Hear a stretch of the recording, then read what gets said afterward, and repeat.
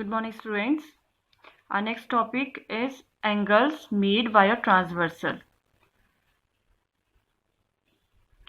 देखिए दो parallel lines है, उन्हें एक ट्रांसवर्सल इंटरसेक्ट करती है, तो जो एंगल्स बनते हैं उनमें से कौन से एंगल इक्वल होते हैं और कौन कौन से एंगल्स होते हैं इसको हम बताएंगे इसमें। देखिए दो पैरेलल लाइंस है और उन्हें एक ट्रांसवर्सल इंटरसेक्ट कर रही है, ये ट्रांसवर्सल है और ये पैरेलल लाइंस है। पैरेलल लाइंस को हमने L और M नाम दिया है और ट्रांसवर्सल के इंटरसेक्ट करने के बाद कौन कौन से एंगल बनते हैं उनकी नंबरिंग करते हैं 1, 2, 3 and 4, then 5, 6, 7 and 8।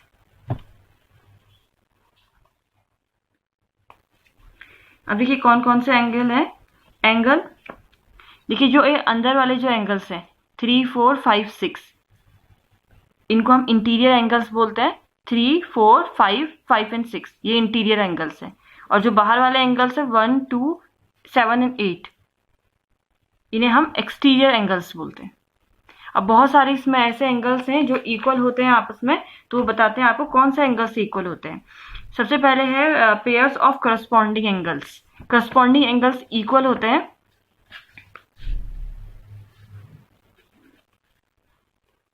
Pair of corresponding angles. Corresponding angles देखिए करस्पॉन्डिंग एंगल्स कौन से हैं 1 and 5, 2 and 6, 4 and 8, 3 and 7 और करस्पॉन्डिंग एंगल्स के पेयर आपस में इक्वल होते हैं। ठीक है, अब देखिए इसको अगर हम इसको एक शॉर्टकट देखें कि अगर आपको पहचानना हो कि करस्पॉन्डिंग एंगल्स बन रहे हैं तो उसके लिए एक शॉर्टकट है F। अगर आपका F बन रहा हो फिगर में तो इट मीन्स वो करस्पॉन्डिंग एंगल्स के पेयर है। F आपका ये भी हो सकता है और उल्टा F भी हो सकता है। तो देखिए ये जो एंगल्स हैं ये करस्पॉन्डिंग एंगल्स है। अब देखिए इसी को हम फिगर में देखते हैं। देखिए ये है हमारा फिगर, ये देखिएगा ये और ये F बन रहा है ना, तो यानी कि ये जो एंगल्स हैं और या ये जो एंगल्स हैं, ठीक है, तो वो 2 and 6, 3 and 7 ये करस्पॉन्डिंग एंगल्स के पेयर है। So pairs of corresponding angles 1 equals to 5, 1 5 के इक्वल होगा, 2 6 के इक्वल है, 4 8 के इक्वल एंड 3 7 के इक्वल। तो ये है करस्पॉन्डिंग एंगल्स के पेयर और फिगर में आपको पहचाना तो ये इसका शॉर्टकट है। अगर F बनेगा F या उल्टा F, ठीक है, अगर ये बनता है तो वो हमारा करस्पॉन्डिंग एंगल होगा। और दो लाइनें पैरेलल होती हैं तो जो करस्पॉन्डिंग एंगल्स बनते हैं वो इक्वल होता है, इनका पेयर इक्वल होता है। अब नेक्स्ट है ये फर्स्ट पॉइंट है। सेकंड पॉइंट है pair of alternate interior angle. Pair of alternate interior angle.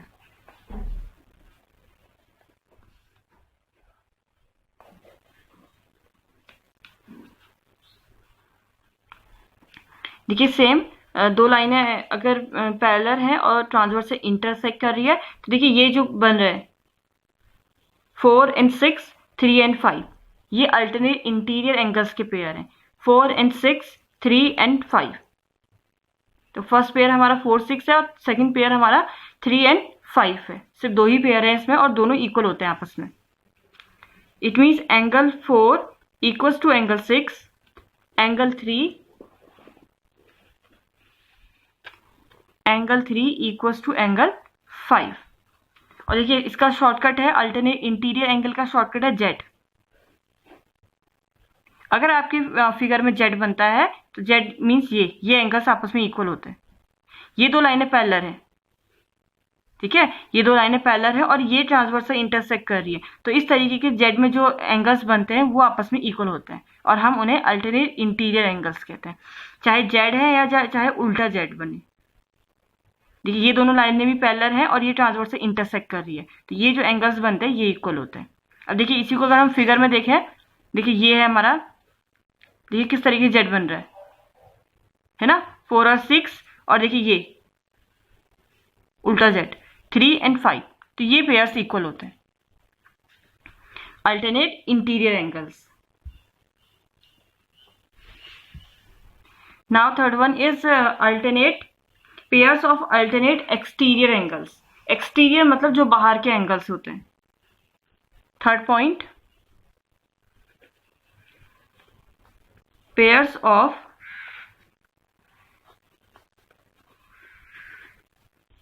Alternate exterior angle.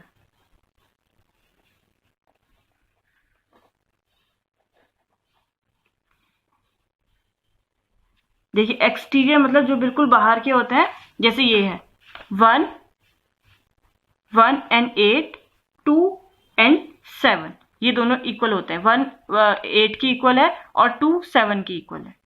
ठीक है, तो जो टोटली जो बाहर के हमारे पेयर्स होते हैं वो आपस में इक्वल होते हैं, यानी कि angle 1 equals to angle 8 and angle 2 equals to angle 7।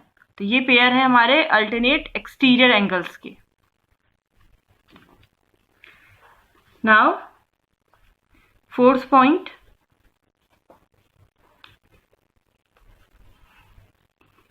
pairs of interior angles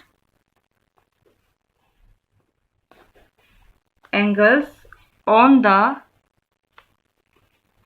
same side of the transversal transversal.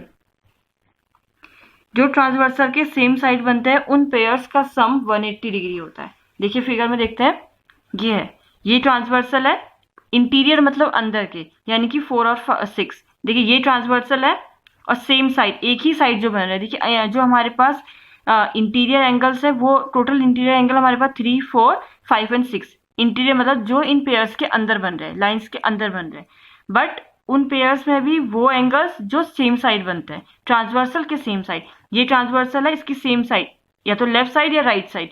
तो देखिए ये एक साइड हमारी ये बन रहा है 3 और 6 और एक साइड बन रहा है 4 और 5। तो जो ये एंगल्स हैं इनका सम जो है वो 180 डिग्री होता है।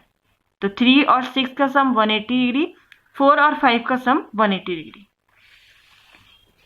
सो हमारी प्रॉपर्टी है pairs of interior angle on the same side of the transversal 3 + 6 equals to 180 degree, इनका सम 180 होता है, एंड 4 + 5 इक्वल्स टू 180 डिग्री।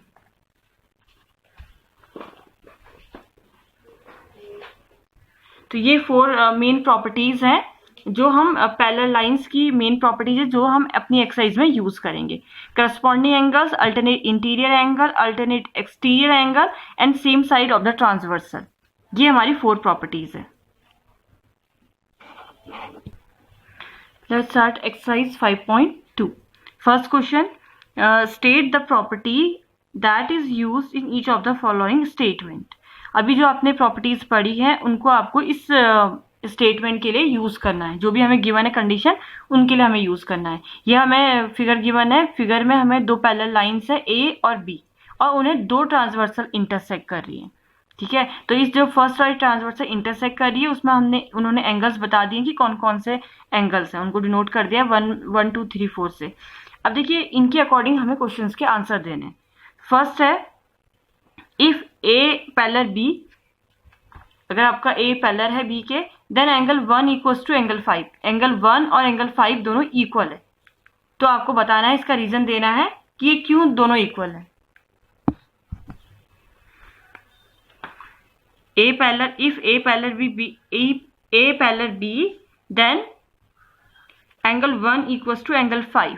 देखिए 1 और 5 में क्या रिलेशन है, 1 और 5, ये यहां से अगर आप देखेंगे तो कुछ ऐसा बन रहा है। देखिए 1 यहाँ है और 5 यहाँ है। ठीक है, तो देखिए F के शेप में कुछ बन रहा है। ठीक है, उल्टा F बन रहा है, तो इसका मतलब 1 और जो 5 है वो करस्पॉन्डिंग एंगल्स के पेयर है, तो ये करस्पॉन्डिंग एंगल्स बना रहे। तो आप यहाँ पर रीजन लिखेंगे, एंगल 1 इक्वल्स टू एंगल 5 और ब्रैकेट में रीजन लिखेंगे क्या, करस्पॉन्डिंग एंगल्स, करस्पॉन्डिंग एंगल्स। इस तरीके से आपको रीजन देना है हर पार्ट के लिए। And second one, angle 4 equals to angle 6, if angle 4 equals to angle 6 then A parallel B.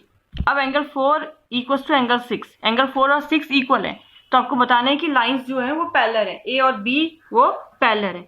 देखिए ये जो प्रॉपर्टी है, जो मैंने अभी आपको प्रॉपर्टीज बताई हैं, वो पैरेलल लाइंस पर ही यूज होती हैं।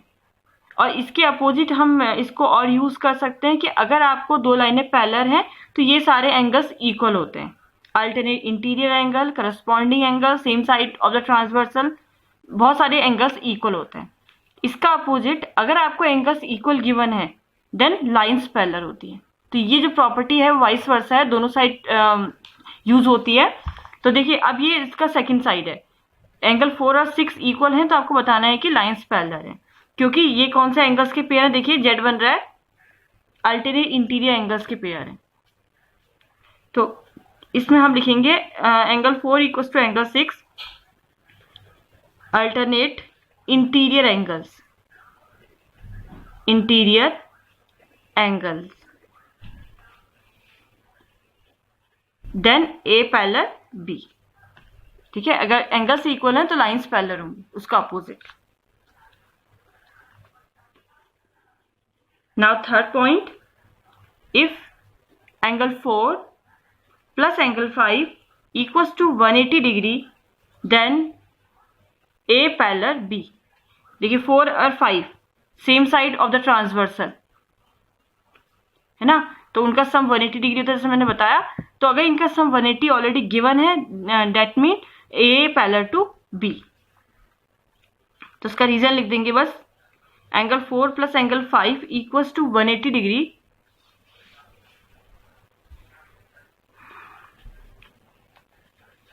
The sum of the angles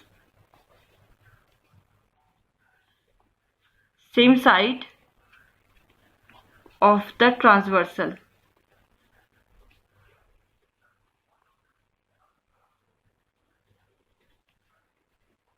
is 180 degree,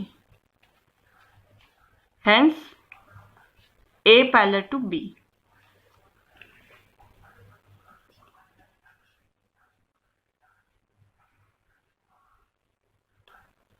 The sum of the angles on the same side of the transversal is 180 degree।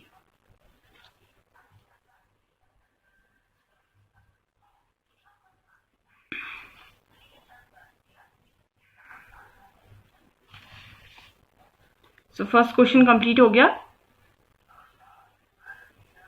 Thank you.